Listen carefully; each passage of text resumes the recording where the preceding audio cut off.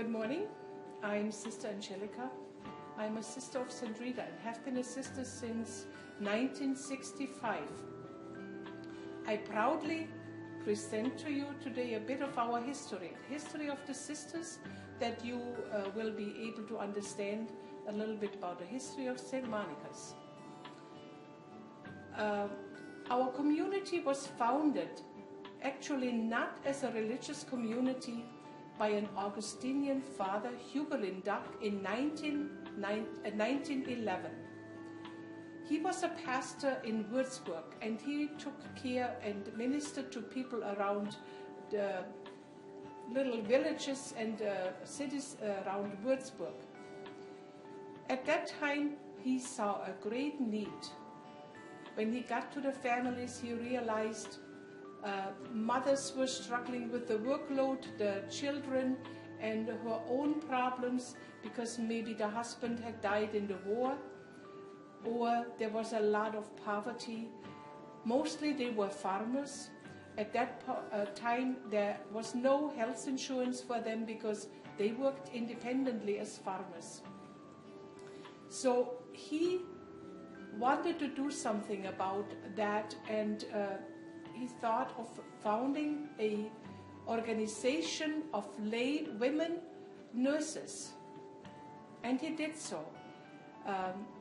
He didn't think of a religious community. He just wanted nurses to be able to go out into the families and help the mothers with their work and the children, and just to relieve some of the suffering. He had no trouble finding women that were interested in doing that work, and he got them trained as nurses. In 1911 then he tried to get them organized, and on October 8th, 1911 is our actual founding date. They had a celebration, and we were announced as secular Catholic healthcare workers of the Third Order of St. Augustine. The women went to the families and helped as much as they could as nurses, or whatever needed to be done. I have to say, from the beginning, although they were nurses trained to do special work, they didn't just look at what they had to do as nurses. They assessed the whole situation, and they looked if there was something else beside taking care of the sick mother or the children or something. They always saw the overall holistic approach to nursing. And we still do that.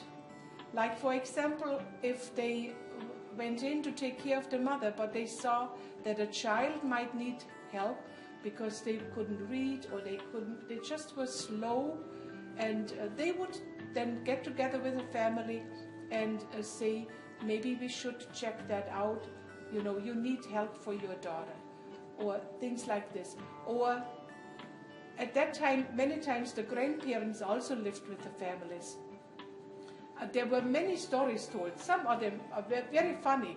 So it was not just zeroing in on the nursing job. They did many things.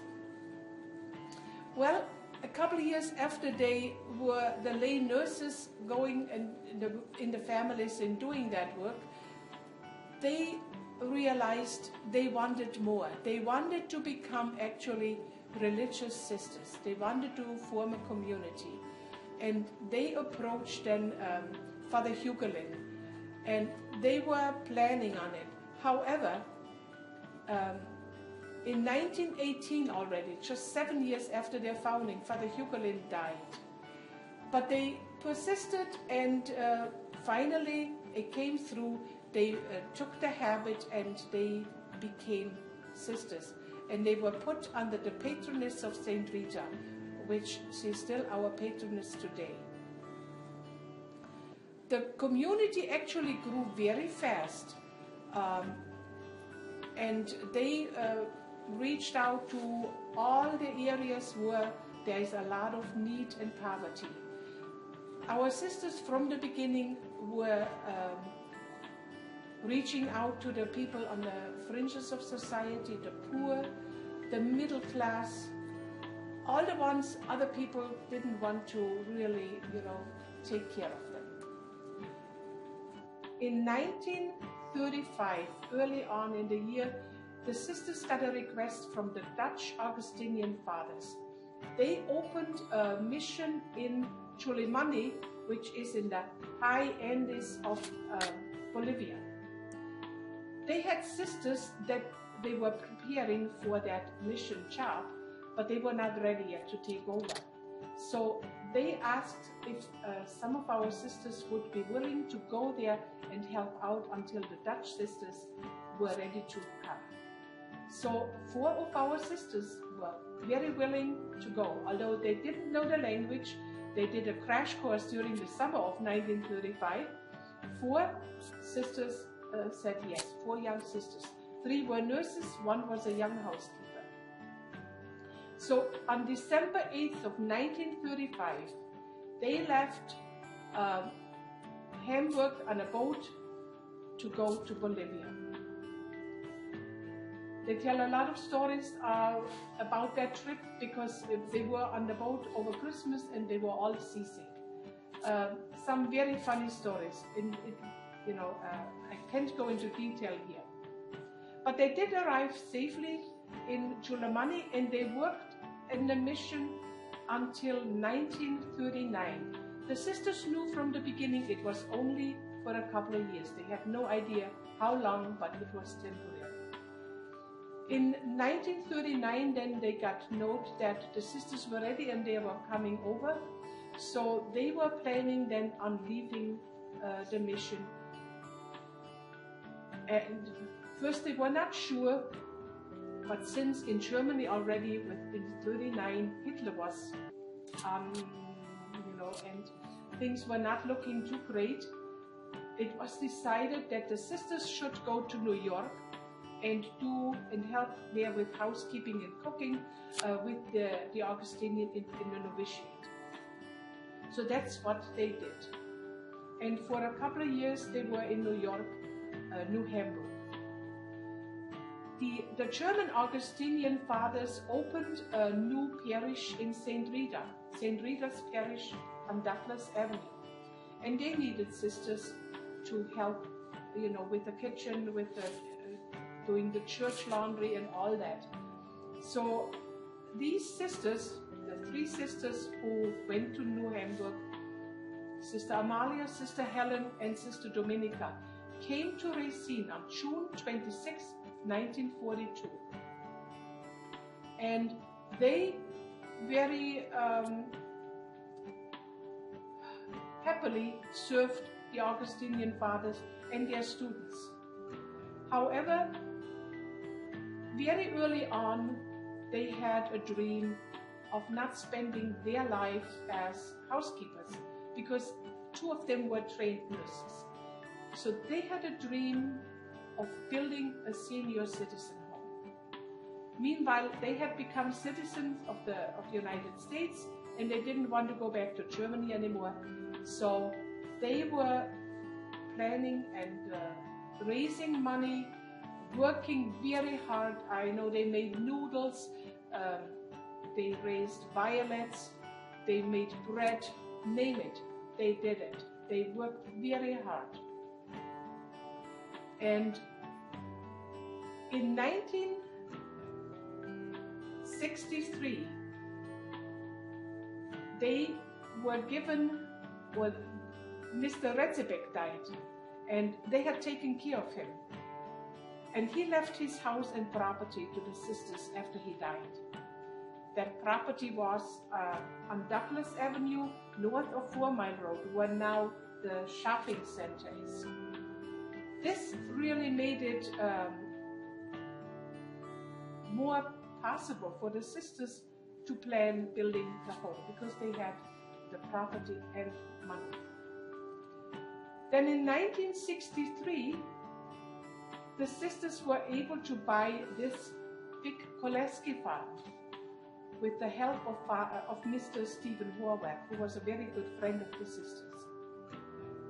And they were able to get the property, cheaper than they would have to buy any other property because of Mr. Horvath.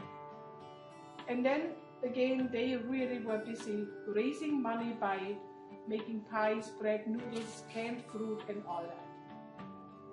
In 1964 already, some of the sisters were able to move into the farmhouse, which is now called St. Joseph's. But some of the sisters stayed at St. Rita's to carry on their mission. They didn't want to just leave the Augustinians cold. In 1965, Sister Amalia went back to school to get her LPN license for the States. And from 1967 to 73, Sister Amalia then worked at St. Mary's as an LPN on night shift, again to save money. In 1969, unfortunately, on March 4th, the day the sisters had signed all the papers for the home, Sister Helen, who was the superior, was on the way home and it was dark. She got hit by a car and killed right out here on North Greenway Road. But the sisters went ahead, although they were heartbroken, they went ahead. The ground was broken for St. Monica's the same year. In 1971, we were able to open the doors to St. Monica's, and our first residents came, and Archbishop William Cousins dedicated St. Monica's. Sister Amalia then became the assistant administrator, and she also served as nurse, worked in the kitchen, and did whatever was necessary. In 1974, Sister Irene came. She was stationed in Canada, and she came down to help the sisters in Racine. And in 1976, she became the administrator of the home. And she was the administrator until she died in 2012. In 1976, I came to St. Monica's from Germany. And I have been here ever since. I was nurse, I worked in many areas, was nursing supervisor, was the assistant administrator. I still am the assistant administrator. Although I do other work, I do vocation work, formation work, I still am very much involved with St. Monica's. This is our mission here, and we love it. We want to continue what our older sisters built up, continuing in their footsteps, in their what was in their heart. We want to continue. At St. Monica's, I've seen many changes all these years, going to be 39 years. In 1987, we added a south wing. And in 1999, we added a north wing, which also made it then possible to add a link to the convent. As I said, I have enjoyed my years here at St. Monica's. It has not always been easy, but I wouldn't want to trade it in, and I wouldn't want to leave here. So this is the story so far. We hope our history continues. Thank you.